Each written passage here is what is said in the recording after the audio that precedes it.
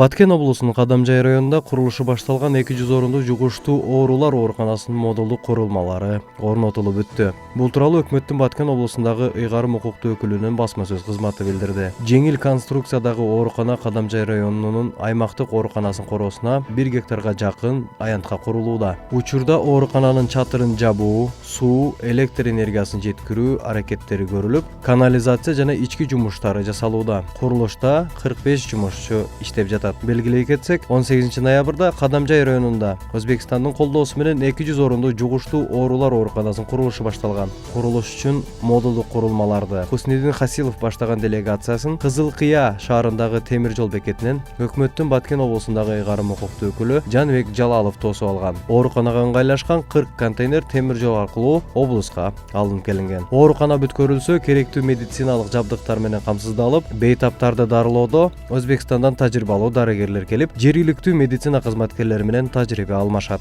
Салам медиа, Баткен.